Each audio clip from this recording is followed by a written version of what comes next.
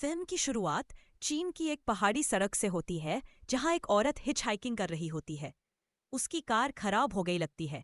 एक truck driver उसकी मदद करने की पेशकश करता है, लेकिन वह उसे अनदेखा कर देती है क्योंकि उसे लगता है कि वह कोई गंदे इरादे वाला आदमी है।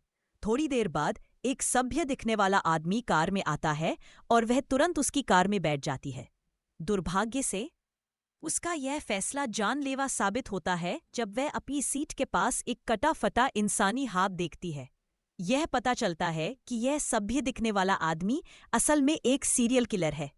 थोड़ी देर बाद वह गाड़ी रोकता है, एक रेंच उठाता है और उसे मार देता है।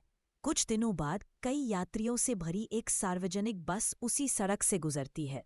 वांग, एक बीमा एजेंट, ड्राइवर टोनी को इसी इलाके में कुछ दिन पहले गायब हुई एक औरत के बारे में बताकर उसका मनोरंजन करता है। इसी बीच एक रेडियो घोषणा सभी को पास के एक चौराहे पर हुई एक गंभीर दुर्घटना के बारे में सूचित करती है, जिससे सभी सड़कें बंद हो गई हैं। ली, एक यात्री, बताता है कि उसे समय पर अपनी नौकरी पर पहुंचना है, इसलिए ड्राइवर टॉनी एक ऑफ रोड रास्ते से जाने का सुझाव देता है। कोई भी आपत्ति नहीं करता और इस तरह वह अभागी यात्रा शुरू होती है। वे एक अंधेरे सुरंग में प्रवेश करते हैं जिसके बारे में टॉनी मानता है कि उसने पहले कभी नहीं देखी थी। फिर भी वह गाड़ी चलाता रहता है। अचानक एक रहस्यमय आदमी प्रकट होता है जो बस को रोकने के लिए मजबूर कर देता है। हर कोई उसके अंधेरे सुरंग में कर रहे काम से डरा हुआ है। वह आदमी एक यात्री निकलता है और बस में चढ़ जाता है। पता लगाता है कि वह रहस्यमय आदमी एक वांटेड अपराधी है और चुपके से खुद की सुरक्षा के लिए एक चाकू निकाल लेता है। बस पर दो औरतें हैं, सारा जो एक उभरती हुई मॉडल है और जिंग जो गर्भवती है। बस में पार्क और फेंग नाम के जुड़वा भाई बहन भी है। फेंग जो भाई है थोड़ा अलग है, शायद ऑटिस्टिक, लेकिन उसकी बहन हमेशा उसका ख्याल रखती है। 20 मिनट बीत जाने के बाद भी बस सुरंग में ही है, जिससे टोनी को शक होने लगता है कि कुछ गड़बड़ है। वह जानता है कि देश की सबसे लंबी सुरंग सिर्फ 11 किलोमीटर लंबी है, जिसे पार करने में करीब 10 मिनट लगते हैं। ग्रुप ने पीछे मुड़कर वापस उसी रास्ते से जाने का फैसला किया। हैरानी की बात यह है कि पूरी स्पीड से 30 मिनट चलने के बाद भी एंट्रेंस नजर नहीं आया। ये एक अंतहीन अंधेरी सुरंग थी जिसमें किसी और जीवित प्राणी का कोई निशान नहीं था। डर के मारे टोनी ने बस रोक दी और सब इंस्पेक्ट करने के लिए बाहर निकल आए। अजीब बात यह है कि जिंग जो गर्भवती है को अपना फोन मिल जाता है जो उसने 1 घंटे पहले प्रवेश द्वार के पास गिरा दिया था। ये साबित करता है कि ये सुरंग कोई आम जगह नहीं है। जैसे ही घबराहट बढ़ती है, ली ने बागडोर संभालते हुए सबको शांत रहने को कहता है। वो मदद ढूंढने के लिए घंटों चलने का फैसला करता है। सुरंग के उलझे हुए लेआउट को देखते हुए वो नेविगेशन के लिए एक लंबी रस्सी लेता है, एक छोर अपने पास रखते हुए, जबकि दूसरा छोर वांग जो इंश्योरेंस एजेंट है पकड़ता है। भाग्य से गर्भवती महिला के पास बहुत सारी बुनाई की ऊन है। यह पहली बार है जब मैंने देखा है कि बुनाई एक शौक के रूप में काम आई है। इससे पहले कि वह उस रहस्यमय आदमी के साथ चला जाए जिसने पहले बस रोकी थी, वह भी उसके साथ जुड़ने और जाने की इच्छा व्यक्त करता है, अनिच्छा से सहमति देता है। रास्ते में दोनों एक दूसरे का परिचय देते हैं और आदमी का नाम चान बताया जाता है। हालांकि वह अपने काम या परिवार के बारे में बात नहीं करता है। कुछ देर बाद कोहरा होने लगता है और यात्री बॉस के पास पहुंच जाता है। देखो, दूसरे छोर से 2 आकृतियां उनकी तरफ बढ़ रही हैं। डर के मारे वे जो भी सामने आएगा उसका सामना करने के लिए तैयार हो जाते हैं। लेकिन हैरानी की बात यह है कि वे आकृतियां कोई और नहीं बल्कि ली और चांद निकलते हैं। किसी तरह वे फिर से शुरुआती बिंदु पर पहुंच गए हैं, वही जगह जहां से उन्होंने शुरुआत की थी। यहाँ और भी अजीब हो जाता है क्योंकि वांग रस्सी का एक छोर अभी भी पकड़े हुए है। उसे अचानक एक झटका लगता है जब वो दूसरे छोर से खींचती है। इसके बावजूद कि वे एक दूसरे के बगल में है, सुरंग सीधी है, लेकिन फिर भी यह लोगों को एक ही जगह पर बार बार ले आती है, जैसे कि कोई अनंत लूप। हमने शीर्षक कहा यह महसूस करते हुए कि वे फंस गए हैं। ली सुझाव देता है कि सभी अपने खाने के सामान को इकट्ठा करें और उसे समझदारी से बांट लें। फिर चारों आदमी जगह का मुआयना करने निकल पड़ते हैं, जबकि तीनों महिलाएं और ऑटिस्टिक फैंग बॉस के अंदर आराम करते हैं। सिर्फ 30 मिनट हुए थे, लेकिन जब जिंग उठती है तो पाती है कि पूरी बस धूल से ढकी हुई है। हैरान होकर वह सबको जगाती है और तेजी से बाहर भागती है। उसी समय आदमी भी वापस आते हैं और बॉस को जर्जर हालत में पाते हैं। टोनी तुरंत खाने की जांच करने जाता है, लेकिन पाता है कि सब कुछ सड़ चुका है। इससे पता चलता है कि न सिर्फ यह सुरंग अनंत है, बल्कि यहाँ समय भी बहुत अलग तरीके से बीतता है। बाहरी दुनिया का 1 घंटा यहाँ के 1 हफ्ते के बराबर है। जब वे बस में वापस आते हैं तो उनके लिए पूरी सुरंग का नक्शा इंतजार कर रहा होता है। ऐसा लगता है जैसे कोई इसे छोड़कर बिना किसी निशान के चला गया। ली समझ जाता है कि कोई उनके साथ खेल रहा है और तुरंत चुनौती स्वीकार कर लेता है। वह नक्शे को मेज पर रखता है और जगह का विश्लेषण करने लगता है। तभी अचानक लाइटें चली जाती हैं और जब वापस आती है तो ली गायब हो चुका होता है। उसकी जगह पर खून का निशान दिखाई देता है, जिसका पीछा समूह थककर करता है। अब जबकि ली का अपहरण हो चुका है या शायद मार दिया गया है, रहस्यमय आदमी चांद समूह की कमान संभाल लेता है। खूनी निशान उन्हें एक दीवार तक ले जाता है जो खोखली लगती है। उसे तोड़कर वे एक अजीब कमरे में पहुंचते हैं, जिसमें बहुत सारी वांपित तस्वीरें, कटे हुए हाथों का ढेर और सबसे महत्वपूर्ण, उस जगह का एक इंजीनियरिंग डायग्राम है। ये दिखाता है कि कुल मिलाकर 6 अलग अलग सुरंगें हैं जो एक दूसरे से जुड़ी हुई हैं। वो बताती है कि बचने के लिए उन्हें सभी 6 सुरंगों को पार करना होगा। वो ये भी मानता है कि इस गुप्त कमरे में एक ऐसा दरवाजा होगा जो दूसरी सुरंग में ले जाएगा। जैसे ही ग्रुप कमरे को ढूंढता रहता है, उन्हें एक अजीब कैलेंडर गिलता है, जिसमें सारी तारीखें 15 जुलाई की दिखाई देती है। चांद को समझ आता है कि ये एक सुराग है, और जब वो कैलेंडर को दीवार से पार कर हटाता है तो एक गुप्त लकड़ी का दरवाजा दिखाई देता है। सबके जाने के बाद कमरे का टीवी एक औरत को दिखाने लगता है जो एक छोटी गुफा में फंसी हुई है। ग्रुप दूसरी सुरंग में प्रवेश करता है, जहां अजीब तरह से उनकी बस वहीं खड़ी मिलती है। वे सोचते हैं कि क्या वे ग्राउंड जीरो पर पहुंच गए हैं, लेकिन जांच करने पर पता चलता है कि सुरंग वहीं है, लेकिन अलग टाइम जोन में।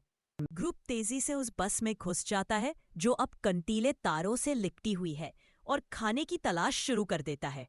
उन्हें इंस्टेंट नूडल्स का एक कार्टन मिलता है, लेकिन तब तक ड्राइवर टोनी दुश्मन और लालची बन चुका होता है। उसे सीटों में से एक में बंदूक मिल जाती है और वह दूसरों को धमकाता है कि सारा खाना उसे दे दे, जान के डर से। ग्रुप मजबूरी में मान जाता है। समय तेजी से बीत रहा होता है और सभी को तुरंत भूख लगने लगती है। यह धीरे धीरे ग्रुप को जानवरों में बदल देता है। कुछ देर बाद मॉडल सारा भूख बर्दाश्त नहीं कर पाती और टोनी को एक पैकेट इंस्टेंट नूडल्स के बदले डील ऑफर करती है। वह अपना शरीर बेचने को तैयार है। टोनी तुरंत मान जाता है और दोनों जोशीले प्यार में लिप्त हो जाते हैं। इसी बीच वांग चुपके से बस में घुस जाता है और खुद के लिए एक पैकेट उठा लेता है। वांग चालाक तो है, लेकिन टोनी उसे पकड़ लेता है और जोरदार पिटाई शुरू कर देता है। वांग इतना चालाक नहीं निकला। इससे पहले कि वह कुछ कर पाता, इंश्योरेंस वाला आदमी पीछे से छुरा घोंप दिया जाता है। जल्द ही ग्रुप के बाकी लोग मौके पर पहुंचते हैं और हत्या को देखकर स्तब्ध रह जाते हैं। इसके बावजूद वांग बेफिक्र है और वह पहले गिराए हुए खाने के पैकेट को ढूंढने लगता है। जब वह बस के नीचे झुकता है तो उसे एक मैनहोल दिखाई देता है।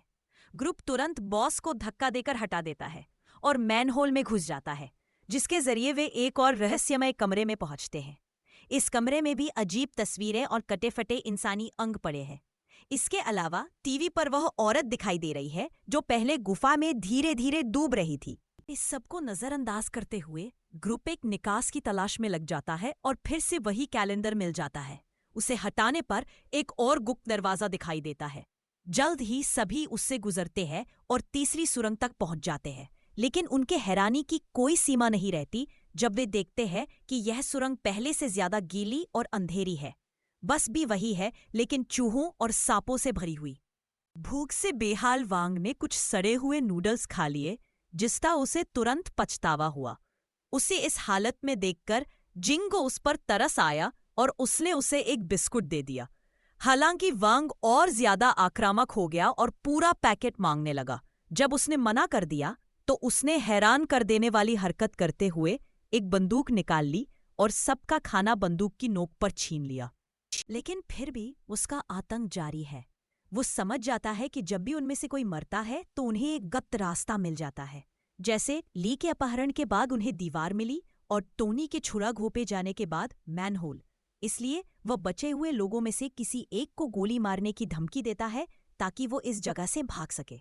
चैन उसे शांत करने की कोशिश करता है, लेकिन वांग सुनता ही नहीं। इसके बजाय वह मासूम जिंग को जबरदस्ती शियान के कंधे में गोली मारने के लिए मजबूर करता है। इसके बाद वह पागल जुड़वां बच्चों को पास के एक कमरे में ले जाता है और उन्हें पीटना शुरू कर देता है। जब फेंग अपने भाई को बचाने की कोशिश करती है तो वांग उसे कई बार गोली मारकर बेरहमी से मार डालता है। बेचारा पार्क, जो एक ऑटिस्टिक लड़का है, बस रो सकता है जबकि उसकी बहन धीरे धीरे अपनी आखिरी सांसें ले रही है। इसके बाद बेकाबू वांग सारा को गला घोंटने की कोशिश करता है, लेकिन ऐसा करने से पहले ही कोई उसे पीछे से वार कर देता है। अब 2 और लोगों के साथ पिता समूह एक गुप्त रास्ता ढूंढ लेता है जिससे होकर वे चौथी सुरंग में पहुंचते हैं, जो एक साइकेडेलिक सुरंग है। ठीक उसी वक्त जिन को प्रसव पीड़ा शुरू हो जाती है और वह पार्क के साथ साइड में आराम करने लगती है, जबकि एक घायल चैन और सारा को बॉस की जांच करनी पड़ती है। उस जगह का मनमोहक माहौल सारा को हालुसिनेशन में डाल देता है और वह लोगों को देखने लगती है। डरी हुई वह बस से बाहर आती है और उल्टी दिशा में चल पड़ती है, जहां कई लाशें पड़ी है। वहां उसे एक आईना दिखाई देता है और जैसे ही वह उसमें देखती है, ओई उसके पीछे से आता है और उसका काम तमाम कर देता है। इसी बीच चियानजांग के पास वापस आता है, जिसने एक बच्चे को जन्म दिया है। बाकी के 3 आगे बढ़ते हैं, लेकिन रास्ते में पता चलता है कि छोटा बच्चा मर चुका है। चानजिंग को आगे बढ़ने के लिए मनाने की कोशिश करता है, लेकिन तभी वह एक चाकू निकालती है और उसे मार देती है। अजीब बात यह है कि कुछ देर बाद वह एक गुप्त कंपाउंड में जागता है। ऐसा लगता है जैसे वह किसी तरह के प्रयोग से जागा हो। फिर हमें एक टॉप सीक्रेट मिलिट्री मीटिंग में ले जाया जाता है। यहीं पर सारा राज खुलता है। एक आर्मी जनरल ने बताया कि फिल्म के स्टार हिस्से से सीरियल किलर जेम्स को पकड़ लिया गया है। मुश्किल ये है कि उसे एक कार हादसे से बिल्कुल बेजान हालत में पकड़ा गया था, पर अब वो कोमा में चला गया है। जेम्स ने कई औरतों का अपहरण करके उनकी हत्या की थी, लेकिन एक खास जिसका नाम सिएरा है के बारे में अफवाह है कि वो अभी भी जिंदा है। दिक्कत यह है कि कोई नहीं जानता कि उसे कहाँ बंद किया गया है, सिवाय उस सीरियल किलर के। और चूंकि वो कोमा में है, उससे पूछताछ करना नामुमकिन है। इसलिए सेना ने देश के सबसे अच्छे ब्रेन रिसर्च इंस्टीट्यूट के साथ मिलकर काम करने का फैसला किया है। उनकी योजना जेम्स के साथ मेमोरी ट्रांसफ्यूजन करने की है ताकि उसके अवचेतन तक पहुंचा जा सके और आखिरकार पीड़ित के ठिकाने का पता लगाया जा सके। कल इंस्टीट्यूट के एक कमाल के साइकोथेरेपिस्ट ने आखिरकार जेम्स की चेतना में घुसपैठ की और कुछ सुराग ढूंढ निकाले। यह साइकोथेरेपिस्ट और कोई नहीं बल्कि शान है, जिसके बारे में सेना के एक जनरल ने कहा कि हमें शान पर भरोसा करना चाहिए क्योंकि वह सबसे ज्यादा पीड़ित की सुरक्षा को लेकर चिंतित है। पता चला कि पीड़ित सिएरा कोई और नहीं बल्कि चिन की पत्नी है। यही से सारी घटनाएं समझ में आने लगती हैं, क्योंकि जो कुछ भी हमने पहले देखा वह जेम्स के अवचेतन मन के अंदर घटित हुआ था। हालांकि चिन का काम अभी खत्म नहीं हुआ है। कल के प्रयोग में उसे दीवार पर लगे एक कैलेंडर से एक प्रारंभिक सुराग मिला कि उसकी पत्नी शांग नदी के पास कैद है। लेकिन स्थिति गंभीर है क्योंकि अगले 36 घंटों में भारी बारिश होने वाली है। नदी के दोनों किनारों पर मौजूद सभी गुफाएं बढ़ते हुए पानी की वजह से पूरी तरह से डूब जाएंगी, जिससे सिएरा की जान को खतरा होगा। इस वजह से चिया को कल फिर से जेम्स के अवचेतन मन में झांकना होगा ताकि वह उस रात सिएरा की सही जगह के बारे में और सुराग ढूंढ सके, क्योंकि जियान अकेला बैठा है। सेना का जनरल उसके पास प्रगति के बारे में पूछने आता है। शैन फिर जेम्स की चेतना के अंदर अपने अनुभव को साझा करना शुरू करता है और याद करता है कि 15 जुलाई 1996 की तारीख अक्सर कैलेंडर पर दिखाई देती थी। मुखिया बताता है कि ये वो तारीख है जब सीरियल किलर के माता पिता दोनों उस करारी दिन मर गए थे। उसके पिता को पता चला कि उसकी माँ ने एक ड्राइवर के साथ अफेयर किया था। इस वजह से दोनों के बीच बहुत बड़ी लड़ाई हुई, जो इस पर खत्म हुई कि उसकी माँ ने उसके पिता को चाकू मार दिया और फिर खुद भी वो नाकाबिले बर्दाश्त काम कर बैठी। जॉन इस खुलासे से हैरान रह जाता है, लेकिन वो अपना अनुभव साझा करना जारी रखता है। वो कहता है कि जेम्स की अंदरूनी दुनिया में उसने अपने अंधेरे और अच्छे पक्ष दोनों को देखा, लेकिन आखिर में अच्छा पक्ष हार गया। ये सीरियल किलर असल में एक टनल इंजीनियर था, इसलिए जब वो कोमा में चला गया तो उसने अपने दिमाग में एक टनल बनानी शुरू कर दी जो उसकी अस्त व्यस्त चेतना का प्रतीक थी। उसकी चेतना में ये टनल एक ऐसा लूप है जो कहीं नहीं जाता। जब जियान जेम्स के दिमाग में घुसा, उसका मकसद था उसे इस अनंत लूप से बाहर निकालना ताकि जेम्स कोमा से उठ सके, लेकिन उसने ये नहीं सोचा था कि इतने सारे विभाजित व्यक्तित्व होंगे। इस तरह चान को उन सभी से बात करनी पड़ी ताकि वह अपनी पत्नी की कैद के बारे में सुराग ढूंढ सके। उसका नया मिशन इन शख्सियतों में से असली अपराधी को ढूंढना और उससे जवाब पाने के लिए पूछताछ करना था। जैसे जैसे वह इन शख्सियतों के साथ जुड़ा, उसने उनके बारे में और जानकारी हासिल की। सबसे अच्छा ली था जो जेम्स के स्वस्थ और तर्कसंगत पक्ष से मिलता जुलता था। ये उम्मीद थी कि ये अच्छी पर्सनालिटी बाकियों से बेहतर होगी और जेम्स को इस लूप से बाहर निकाल पाएगी, मगर अफसोस, टनल में लाइट जाते ही वो अचानक गायब हो गया। इस पर्सनालिटी के गायब होने से सिचुएशन और बिगड़ गई। दूसरी पर्सनालिटी ड्राइवर टोनी की थी, जो आखिरकार हिंसक हो गया। ये जेम्स के हिंसक स्वभाव जैसा लगता है। तीसरी और चौथी पर्सनालिटी वांग और सारा थीं, जो जेम्स के अपने माता पिता के अंदरूनी प्रोजेक्शन जैसी थी। उसके पिता एक इंश्योरेंस सेल्समैन थे, जबकि उसकी माँ एक मॉडल थी। दुखद बात यह है कि जब पिता जेम्स के साथ अब्यूसिव होते थे तो उसकी माँ उसकी ज्यादा परवाह नहीं करती थी और बल्कि उनके ड्राइवर के साथ अफेयर कर बैठी थी। ये तब दिखाया गया जब सारा ने सिर्फ खाने के लिए ड्राइवर टोनी के साथ मेकआउट किया। पांचवी थी गर्भवती महिला जिंग, जो उसकी माँ के आदर्श चित्र जैसी दिखती थी। हालांकि यह अच्छा व्यक्तित्व था, लेकिन इसने उसके अंधेरे पक्ष को पूरी तरह से दबा नहीं पाया, इसलिए इसका भी अंत हो गया। छठा और सातवां व्यक्तित्व जुड़वा थे, जो उसके बचपन के व्यक्तित्व जैसे थे, ऑटिस्टिक, अजीब, स्त्रैंग, लेकिन गणित और अंतरिक्ष भौतिकी में बहुत प्रतिभाशाली। लेकिन एक और व्यक्तित्व था जो बॉस पर नहीं था। यह सबसे खतरनाक व्यक्तित्व है और हमेशा अंधेरे में छिपा रहता है। यह वो शख्सियत है जिसने चुपके से ली को, ड्राइवर टोनी को और वन वांग को मार डाला। लेकिन और जानने के लिए चियन को अगले दिन एक और प्रयोग की जरूरत है।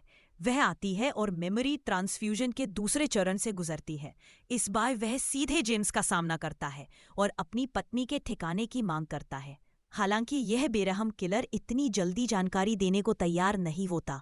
बजाय इसके वह यह बताने लगता है कि कैसे वह अपनी माँ से नफरत करता है क्योंकि उसने उसके पिता को मार डाला था। औरतों के प्रति यही असुरक्षा की भावना उसे उन्हें अगवा करने और खत्म कर देने पर मजबूर करती है। इतना कहकर वह चान को अपने अवचेतन मन के अलग अलग हिस्सों में ले जाता है, जहां उसकी जिंदगी के कई पल दोहराए जा रहे होते हैं। लेकिन अपने मिशन पर ध्यान केंद्रित करते हुए वह इन सबको नजरअंदाज कर देती है और ऑटिस्टिक व्यक्तित्व पार्क, जो कि जेम्स के व्यक्तित्वों में सबसे कमजोर है, का सामना करती है। वह उस लड़के को अपनी पत्नी के ठिकाने के बारे में बताने के लिए मनाने की कोशिश करता है, लेकिन उसकी जुड़वा बहन फैंग उसे रोक देती है। इसके बाद जियान को एक सिनेमा हॉल में ले जाया जाता है, जहां उसे टनल के अंदर हो रही सभी हत्याओं के पीछे का असली खलनायक मिलता है। वह कोई और नहीं बल्कि खुद जियान ही निकलता है। पता चलता है कि जेम्स का अवचेतन इतना खराब और शैतानी है कि जो भी उसे देखता है वह भी एक सीरियल किलर की तरह सोचने लगता है। बुराई की मूर्ति जियान खुलासा करता है कि वह नहीं चाहता था कि सिएरा को बचाया जाए, इसलिए उसने टनल के अंदर के लोगों को एक एक करके मार डाला, जिसमें नवजात बच्चा भी शामिल था। अचानक डरा हुआ ऑटिस्टिक लड़का पार्क स्टेज पर आ जाता है और चियान की पत्नी भी। पार्क धीरे धीरे सिएरा को मारने के लिए उसके पास जाता है, लेकिन आखिरी पल में वह पीछे हट जाता है। इसे सही मौका समझकर असली चियान डरे हुए लड़के के पास जाता है और उसे जगाने और अधिकारियों को उसकी पत्नी के ठिकाने के बारे में बताने के लिए कहता है। हैरानी की बात यह है कि पार्क मान जाता है और चला जाता है। फिर बुराई चियन उसे एक अलग जगह पर ले जाता है, जहां दोनों आखिरी मुकाबले के लिए तैयार होते हैं। जल्द ही दोनों एक दूसरे से लड़ने लगते हैं। लेकिन जब असली कियान को लगता है कि वह जीत गया है तो बुराई चियन का एक और क्लोन आ जाता है, जिससे पता चलता है कि वह अजय है। वहीं दूसरी तरफ बारिश शुरू हो जाती है और सियरा लगभग गर्दन तक पानी में डूबी हुई है। वो तो बस कुछ ही मिनटों की मेहमान है। डूबने से पहले जेम्स के अंदरूनी दिमाग में असली चियान उसे वापस अपनी दुनिया में आने की गुहार लगा रहा है, लेकिन उसका बुरा प्रतिरूप सुनने को तैयार नहीं। तभी असली चियान के दिमाग में एक प्लान आता है। उसे समझ आता है कि अगर वो करे जो सोचा भी नहीं जा सकता, तो बुरा चियान भी मर जाएगा और इसके साथ ही जेम्स के अंदर की सारी बुराई खत्म हो जाएगी। और जैसे ही वह अपनी योजना पर अमल करेगा, बुराई चियन गायब हो जाएगी और अस्पताल में जेम्स पूरी तरह से बदला हुआ इंसान बनकर उठता है। वह तुरंत अधिकारियों को सियरा के ठिकाने के बारे में बता देता है। इस तरह सियरा को आखिरी वक्त में बचा लिया जाता है, लेकिन चियन नहीं उठता। फिल्म का अंत होता है जब वह उस अनंत सुरंग में घूमता रहता है, ये दिखाते हुए कि वह कभी वापस नहीं आएगा।